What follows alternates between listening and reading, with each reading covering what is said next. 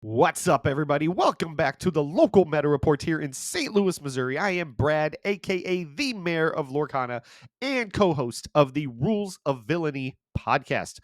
This is not the podcast proper, however. This is a video series where each and every week I dive into the latest and greatest in Disney Lorcana decks here in the St. Louis region. Any store or any player that wants to provide their 3-0 deck from the plethora of places that run Disney Lorcana throughout the week, more than happy to feature them on here, talk about it, and give more players, both local and abroad, some ideas of what to maybe play here in the meta that we have in Fabled. So that's what that is. We're going to dive into those decks in just a moment. What I wanted to do real quickly, a little bit of housekeeping as we approach the end of the month and the beginning of October when the set champ season begins. A couple of events that we're going to be streaming, and then I'm going to be casting. The first one being over here to my left, I think, the way that this is recording, the Glass City Showdown up in Farmington Hills, Detroit, is going to be a big 13K weekend, an 8K on Saturday, a 5K on Sunday. A kids event is going to be firing as side events. Whole plethora, I've used that word twice now, of things happening that weekend that is going to be amazing. I'm so happy to be a part of that. Thank you to Dakota from the Legends of the Inkwell for extending an invite to cast that. If you can't make that event up in the Western Detroit region, please tune in. And see. I believe we're going to be on Twitch, and it's going to be a lot of fun. I cannot wait to do that. On top of that, a week later in Impact Gaming Center at Fairview Heights, Illinois, is the set championship that they are hosting. Not only are they hosting the set championship for that beautiful Christian Romero Maleficent Dragon Enchanted that we begged for months ago here on the podcast, Impact Gaming Center is including an Enchanted Elsa from the first set, and we are looking to fill that store up with great players here in the Midwest and anybody traveling in. It's going to be the biggest set championship that has ever happened here in the St. Louis region for sure, and more than happy to have you come in, check it out. If you can't make it, just like Glass City, tune into our channel here on the Rules of Villainy and the Impact Gaming Center Twitch stream. We're going to be simultaneously casting that two different places and some of the best Lorcana that we can give you here in St. Louis. So 2 events, definitely check those out. Groups, or the information will all be in the description below. But for now, let's get into what this video is all about and talk about the 4 decks that I have for you this week here in St. Louis. All right, our first deck comes to you by way of Kristen at Yeti Gaming on Sunday afternoon. She got her first 3-0 in a while. Was very happy to crack that 3-0 and be on this list this week.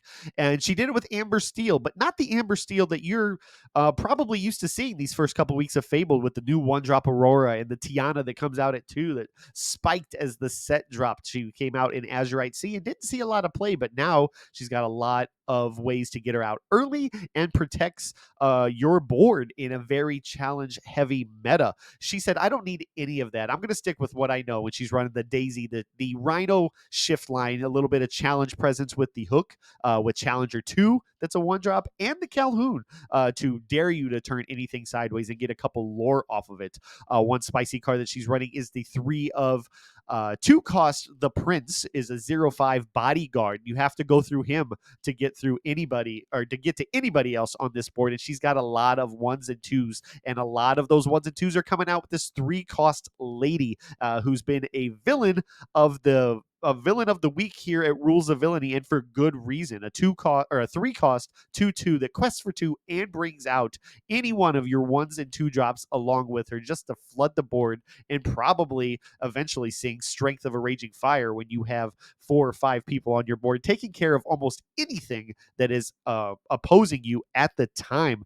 As we talked about, we had the Rhino Shift, our villain of the set, voted by our listeners, and now the Snow White that came out last set, that is a 2/2 and cannot be challenged. She quests for 2 and comes out there and dares you. You got strength, you got fire the cannons, you got some way of removing me, go for it, but you ain't challenging me.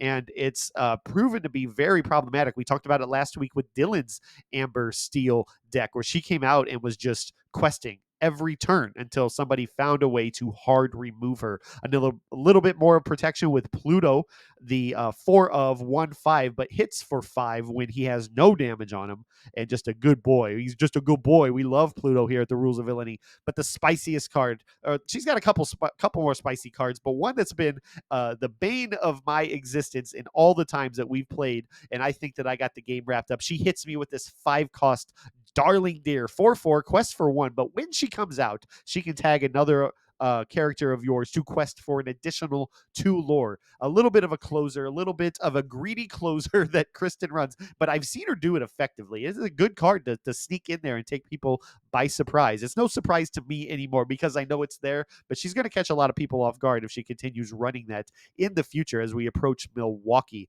The last card I wanted to talk about was the Restoring Atlantis. She's only running a 1 of here, but it is an action, a 5-cost uninkable action, and it's just more protection for her characters. She gets her board full of questers, and then she plays this as she turns them sideways and says, "You can't challenge me at all this turn. So if you want to get rid of something, you're going to have to do it the hard way." And I think that's a pretty cool card, and I have not seen her use it, but knowing that it's in there is kind of scary because I've seen how wide her board can get. So, yeah, this looks pretty good, and I know it. I've been running against it for several weeks now, but I'm very happy to see her get that 3-0. And congratulations to you, and hopefully we see you on here again next week.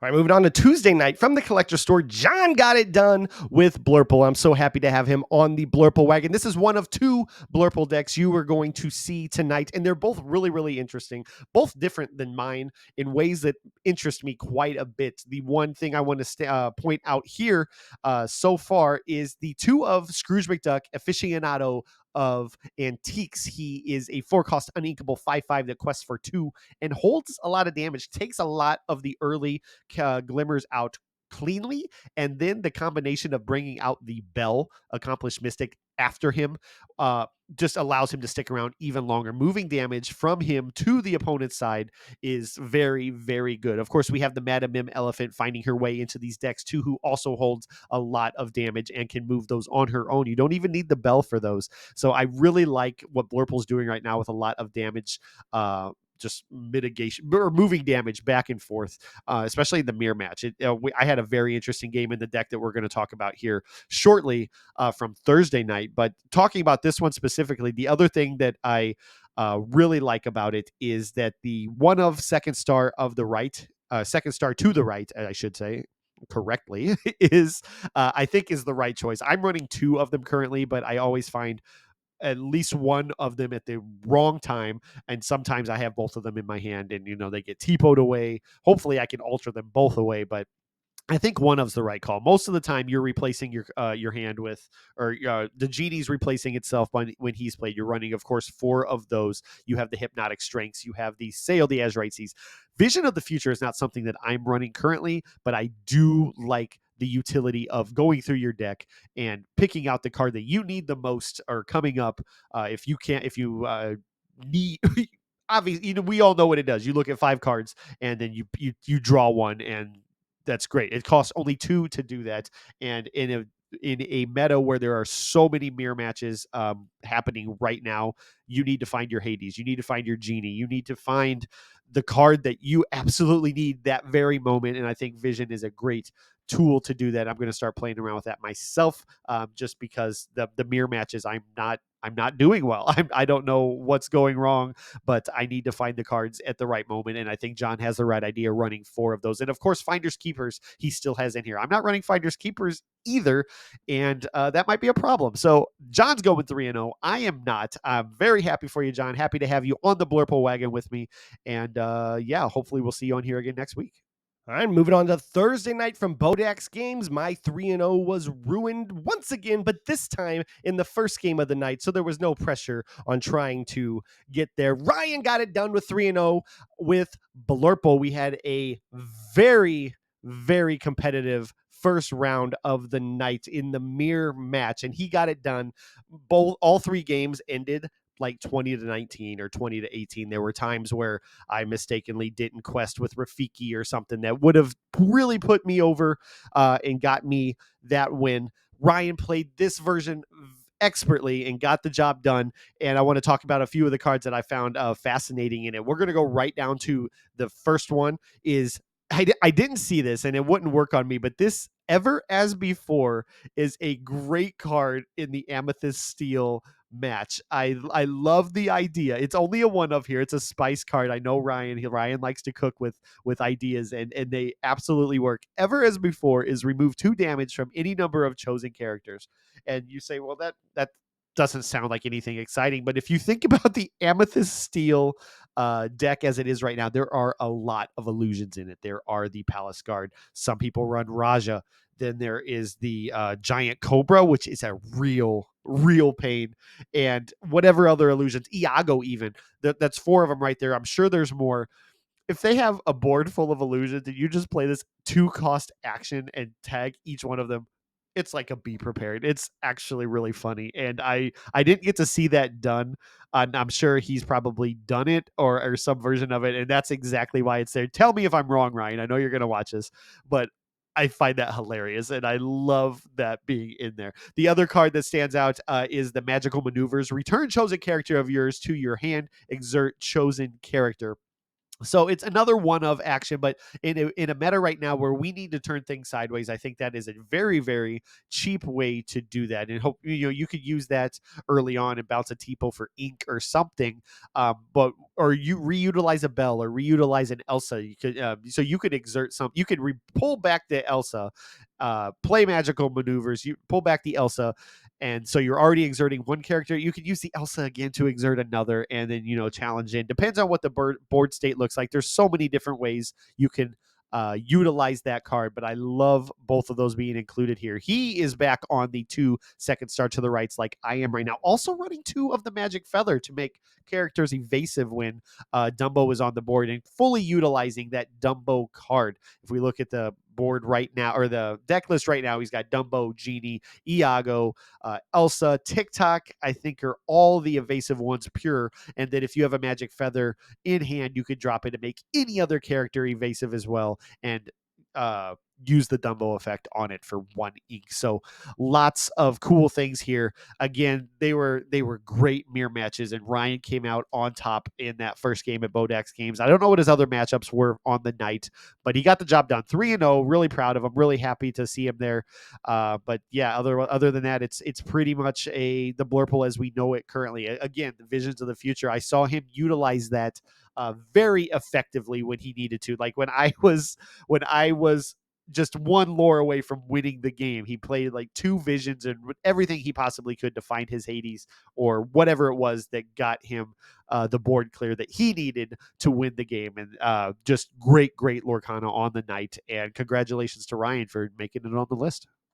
All right, moving on to the final deck of the week from the collector store. Dylan moved away from Amber Steel and moved on to Emerald Sapphire and got it done with Baja Blast. 3-0 on the night with what is the spiciest deck, I think, in Disney Lorcana currently. It was actually my prediction to win PPG Denver from like a week and a half ago. I got really bold on Twitter and thought, I said, this is what's going to happen, because I saw the sparks and people starting to see what this deck can do, and Dylan here included, where he just got it done with what this deck can do. What the whole goal of the deck here is to refill his hand with the Clarabelle ability. He's trying to shift on that Clarabelle. He's trying to put cards in your hand with the You're Welcome, and ultimately refill his hand, but also take away your entire board with the Heads Held High and Under the Sea combo. Anything with 2 strength or less goes straight to the bottom of your deck when that Sing Together Under the Sea happens. A little bit of a boost from the Heads Held High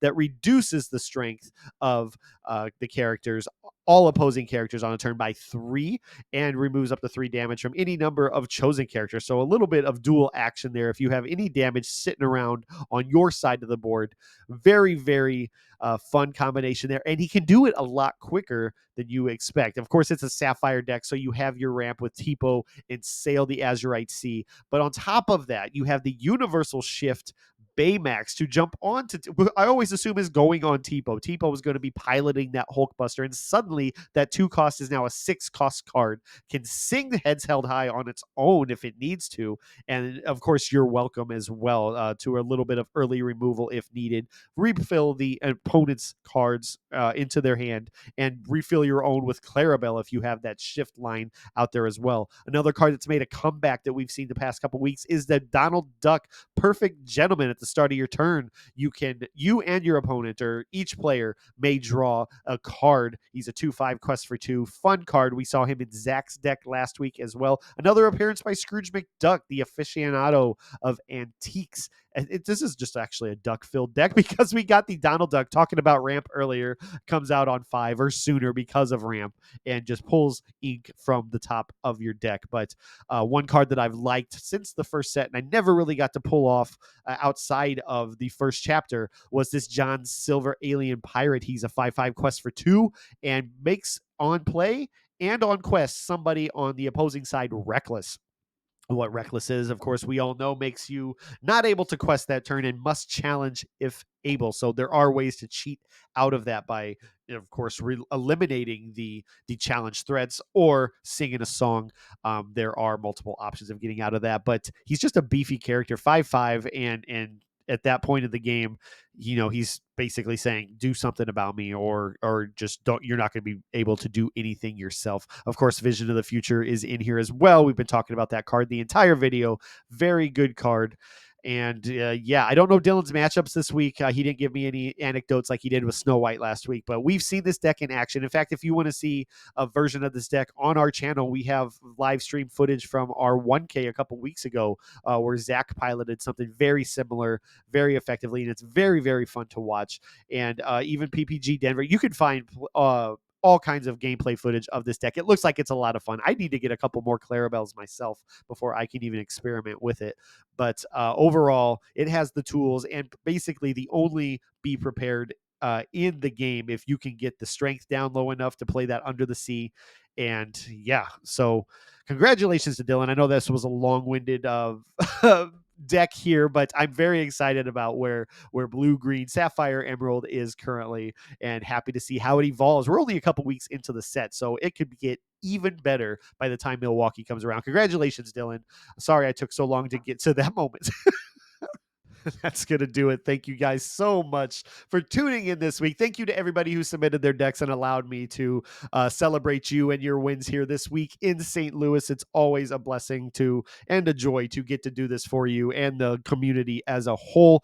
Love doing it. If you guys like this kind of content, please like, subscribe, hit the bell for notifications for any kind of Rules of Villainy content. We have, of course, the podcast proper, Deck Test Tuesdays on Tuesdays. Vince is on TikTok if you want to check out Vince opening packs and whatever else other shenanigans he gets into. It's a brand new channel, probably a lot of things in store for that, as well as here. Stick around. Hopefully you enjoy that kind of content. We got a lot of things that we're brewing, and we're hoping to get that out to you soon. Again, we have over here on both sides, or at least on one side here of the outro, we have the Impact Gaming Center event. Link in the description for all of that. We have the Glass City event that I will be casting at the end of the month. Link in the description for that as well. Hope you would tune in and enjoy that.